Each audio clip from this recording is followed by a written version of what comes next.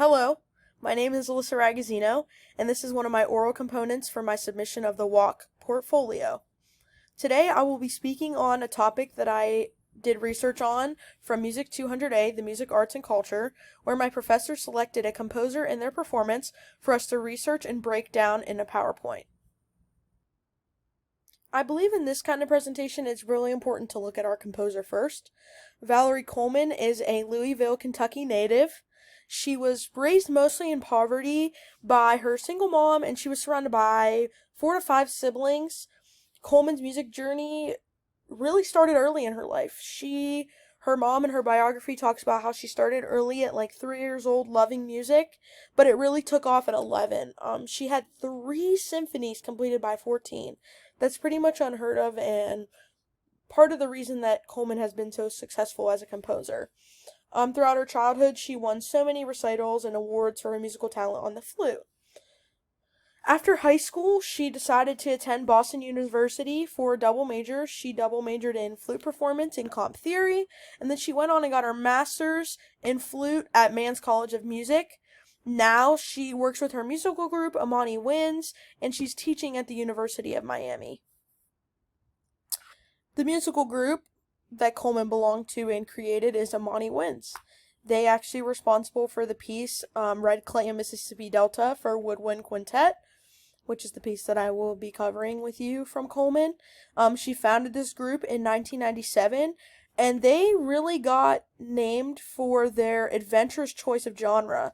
Most bands find a genre that they are good at and people enjoy from them, and usually stick with it and make their fame. While this group was the opposite, they were famous because they were so adventurous in the choices they made, and not every song was the same. They did have some influences though, African, Latin American, Cuban. They've been nominated for several Grammys and other high accolades. It's important, I feel, to mention that Coleman had some other group members, such as Toyin Spellman Diaz, Jeff Scott, Monica Ellis, Brandon Patrick George, and Mark Dover. It is important also to know that they all played woodwind instruments, which I will talk about in a few slides.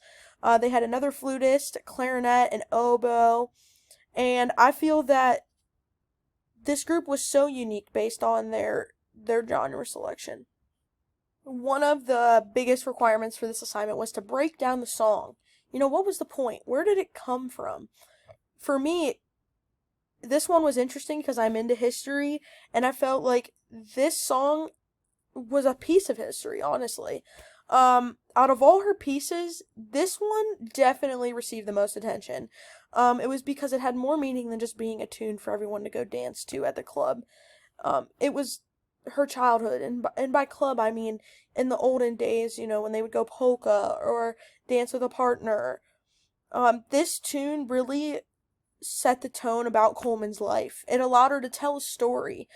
She's an African American, and during the Civil Rights era, her parents had to deal with the Jim Crow laws in the South, and Mississippi was one of those states where treatment of African Americans was really harsh.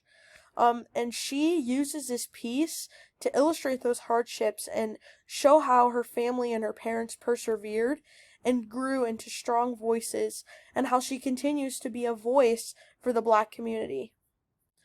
2 slides back, when I had mentioned her group and what made them unique, it was their genre. They were great at making different music with different genres, and people enjoyed them. First, I included a link at the top of the screen. This will take you to the actual performance of the piece that I'm talking about, so you can see the kind of instruments they used and exactly what I'm talking about here. They are a woodwind quintet. It's five or more instruments, made of wood coming together to make a piece of music. It involves a piccolo, the flute, the clarinet, an oboe, a bassoon. This genre not only is perfect for the performance, but like I said, it's the genre of Coleman's many pieces. Her group, Amani Winds, only use woodwind instruments, and I would also like to know on the side, like I had mentioned previously, that they also had other influences, that they were very flexible in their genre. but this piece specifically was a woodwind quintet.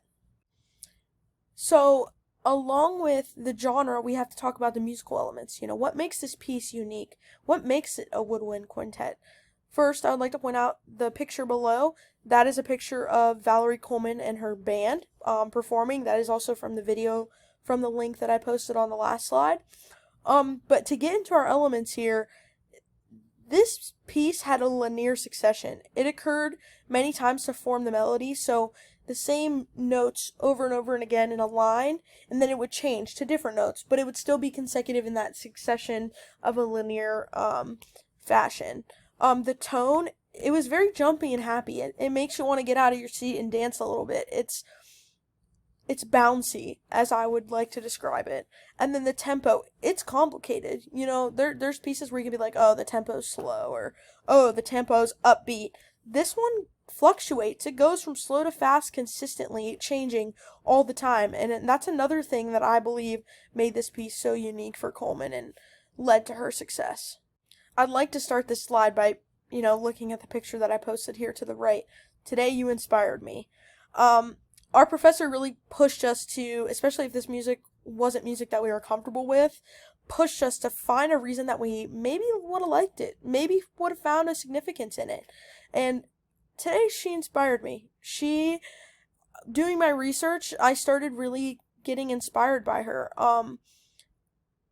I think Coleman is brave for putting her beliefs out there and allowing people to see the tragedy that occurred in her family's life. It's inspiring. It gives other writers and other components, along with other composers, the notice that it's okay to use music to express beautiful things in one's life. No one's life is perfect. We've all been through things, and African Americans and what they went through to get their freedom and equal rights, that should be celebrated.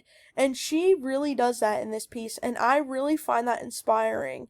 That you don't just have to give a speech or write a book. You can do it through music, through things that people like to listen to. And I think that's another reason that Coleman has found success, because she's continued to be an activist and use her music as a way to illustrate her morals and her values of her life. To wrap up my presentation, you're always more than welcome to email me with questions if there was something that you weren't sure of, or something that you felt that I left out. My email is listed below, and feel free. And then, of course, you're responsible for using our references. This did make us find sources and researched. I used a lot of popular press articles that did interviews with Miss Coleman.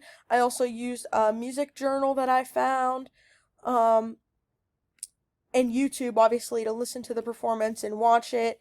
And then there was a few books that had her biography as well. Thank you.